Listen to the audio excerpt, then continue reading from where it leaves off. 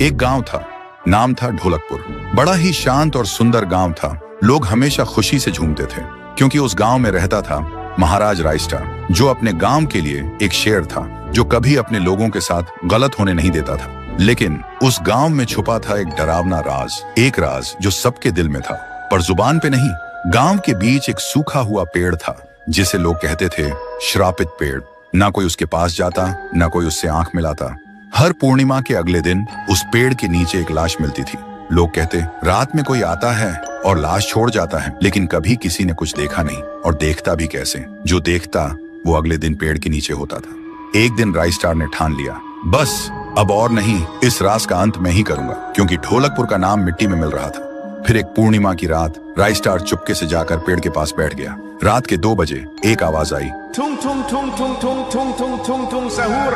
और फिर वो पेड़ भूत में बदल गया। वो भूत कुछ अजीब सा था, एक भयानक शैतानी हंसी वाला चेहरा, आंखें बड़ी बड़ी। वो पेड़ चल के एक घर के गेट को जोर जोर से खटखटाने लगता है। तभी एक आदमी डर के मारे आवाज सुन के बाहर निकलता है। वो भूत अपने लकड़ी जैसे हाथ से एक ऐसा थप्पड़ मारता कि उसकी सांस वहीं थम जाती है, और उसी जगह उस लाश को ले जाता है और वापस फिर से पेड़ बन जाता था। देखते ही रायस्टार का दिल कांप जाता है, पर वो कुछ बोलता नहीं।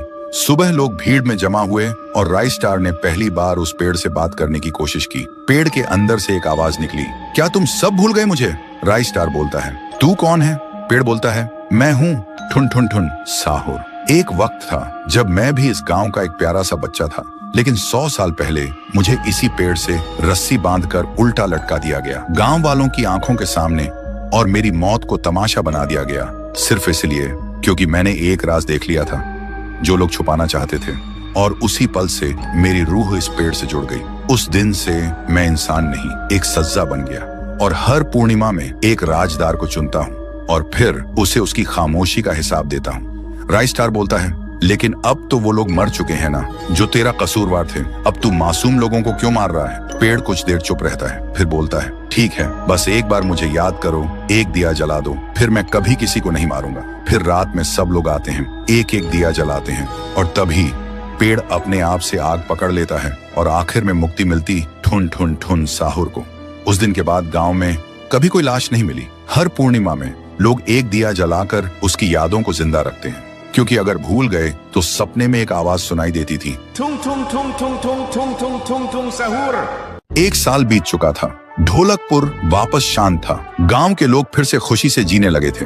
हर पूर्णिमा को लोग एक दिया जलाकर ठुन ठुन ठुन साहुर को याद करते थे। पर एक रात कुछ ऐसा हुआ जो फिर से सब कुछ बदल के रख दिया। लाश